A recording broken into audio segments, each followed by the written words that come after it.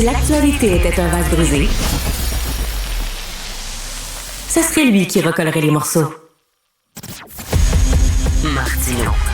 Le choix des connaisseurs. Nous sommes avec Pierre-Olivier Zappa. Écoute... Hey, je suis soulagé, Richard, que mes enfants soient venus hier. Pourquoi? Parce que je viens d'entendre Alexandre parler de la Switch 2 de Nintendo. Et je suis convaincu que si mes enfants étaient venus aujourd'hui et qu'ils avaient entendu Alexandre, ça m'aurait coûté cher. Il aurait fallu que je négocie. Alors... Écoute, je suis curieux sur la pizza avec des ananas dessus. Tu te sais-tu où, toi? Ah, ben je sais pas si... Je viens d'en manger une, puis... Ouais. Non, je suis pas sûr. Hey, j'espère que tu vas aller mieux que Sophie en début de semaine, mais... mais non, la pizza, moi, mes racines italiennes me poussent vers des classiques. Ah oui, c'est vrai. Alors, tu sais, du prosciutto, du fromage, puis ma blonde fait la meilleure pâte à pizza en ville.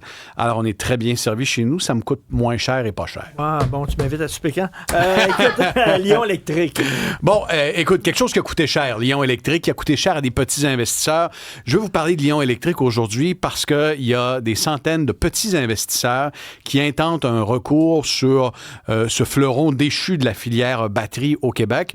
Vous avez vu la une du journal cette semaine, un petit investisseur qui avait perdu toutes ses économies ou presque. 140 000 je pense. Exactement. Tout le contenu de son CELI y avait passé. Tu sais, des histoires d'horreur comme ça de petits investisseurs qui ont misé gros sur cette entreprise-là en voyant le gouvernement la soutenir. Le monsieur qui a perdu 140 000, je veux dire, même son conseiller financier avait dit, peut-être tu mets trop tes œufs dans le même panier. Là. Tu devrais peut-être diversifier un peu. C'est certain que c'est un manque de prudence. Mais en même temps, Richard, combien de Québécois ont vu dans Nemaska Lithium à l'époque, on promettait le Nemaska Lithium, une mine de lithium au Québec qui allait alimenter toute la filière batterie. C'était extrêmement prometteur. L'entreprise a trébuché. L'action est tombée à $0 dans le temps de le dire. Et il y a des gens qui ont vu leurs économies s'évaporer. C'est vrai que quand le gouvernement te dit « Hey, nous autres, on croit tellement à ce projet-là qu'on va mettre des millions là-dedans », ben tu te dis « Hey, c'est le gouvernement. » Ben là, tu te dis, écoute, ils mettent de l'argent, mais en même temps, j'ai envie de nous dire, c'est une leçon collective. Quand c'est le gouvernement qui met de l'argent et qui subventionne une entreprise parce que le secteur privé est aux abonnés absents, ça devrait nous sonner une cloche et de se dire, si Lion électrique, si Nemaska Lithium n'ont pas été capables d'aller lever des fonds dans le privé, qui estimaient que c'était trop risqué, je devrais aussi me tenir loin si c'est le gouvernement qui intervient. Tout ça pour te dire que lorsque je vois la saga de Lion, qui est une saga éminemment triste, je me dis qu'il y a énormément de questions qui demeurent sans réponse. Et à un certain moment donné, les entreprises du Québec ne peuvent pas prendre la bourse comme un guichet automatique.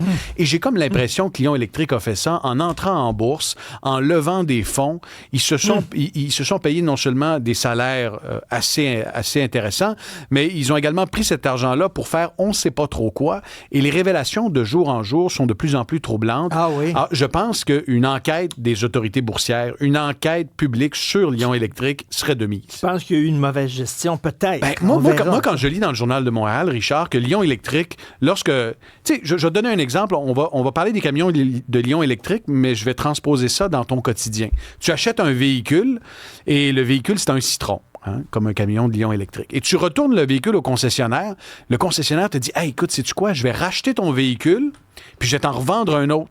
Comme ça, moi, je vais pouvoir dire que j'en ai vendu 2 au lieu d'un seul. » Et c'est une des stratégies vraisemblablement que Lion électrique déployait pour dire « Regardez, on a vendu 2000 camions cette année. » Mais il y avait combien de citrons là-dedans? Il y avait combien de véhicules qu'on avait rachetés? Puis ensuite, on avait revendu un nouveau véhicule.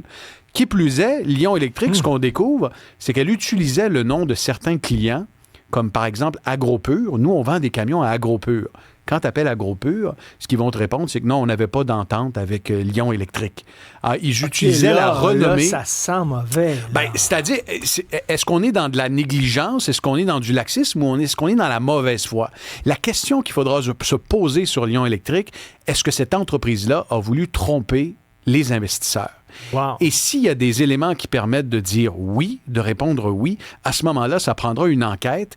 Et peut-être qu'un jour, nos autorités, je pense à l'AMF, l'autorité des marchés financiers, la police de la bourse, va montrer un peu plus de dents, sera un peu plus intolérante face à ce genre de laxisme et va nous permettre d'aller au fond de l'histoire. Je le souhaite pour tous les investisseurs parce qu'on lit des témoignages de jour en jour de ces gens qui ont perdu de l'argent.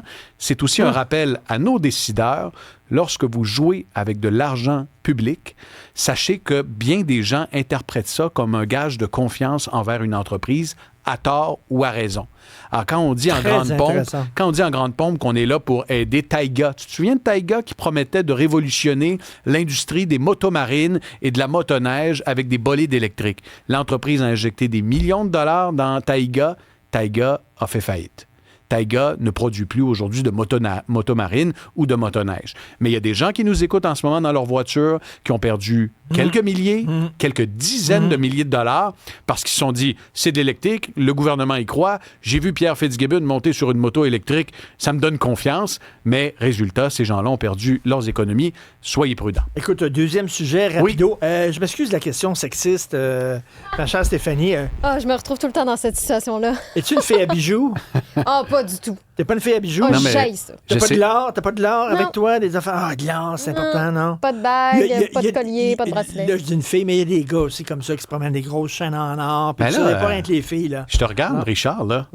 T'as Les une grosse, bling-bling. ouais, t'as une grosse bague en or. T'en as même deux. C'est la bague de mon père qui m'a donné, que je vais probablement donner à mon fils à un moment donné. Mais le prix de l'or, ping! Mais cette bague-là, elle vaut cher, Richard. Je sais que sentimentalement, elle vaut cher, mais financièrement, si tu te retrouves peut-être un petit peu stretché, comme on dit, tu pourrais penser à la faire fondre parce que l'once... Des fois, là, tu te promènes dans certains quartiers, puis il y a comme une petite bicoque, puis c'est marqué « Nous achetons votre or ».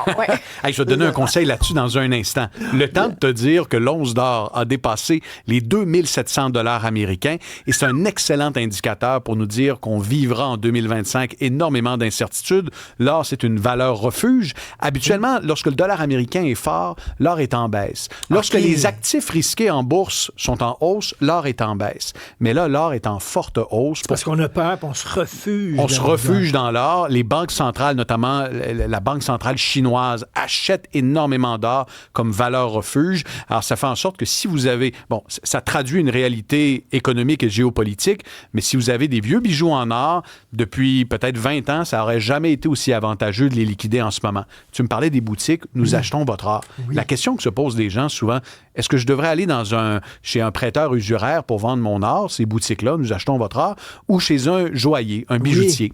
La réponse, souvent, vous allez trouver un meilleur prix chez un prêteur sur gage.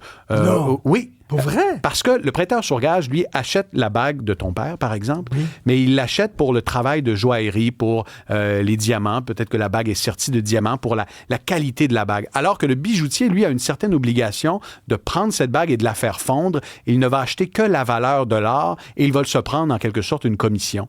Donc, lorsque vous avez vos bijoux, magasinez, allez voir quelques prêteurs sur gage.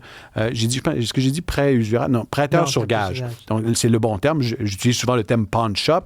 Allez magasiner et vous pourriez être surpris de la valeur de vos bijoux. Faites des comparatifs, mais en ce moment, à 2700 $ l'once, ça peut valoir la peine. Sache que Costco aux États-Unis fait des affaires d'or. Ils vendent des lingots d'or. Des lingots d'or. 200 millions de dollars environ par mois de vente de lingots d'or aux États-Unis. Alors, il y a un buzz en ce moment. Alors, les grosses vedettes qui ont perdu leur maison à Los Angeles, là, si vous avez retrouvé votre Oscar, vous allez peut-être vous acheter une autre cabane avec ça.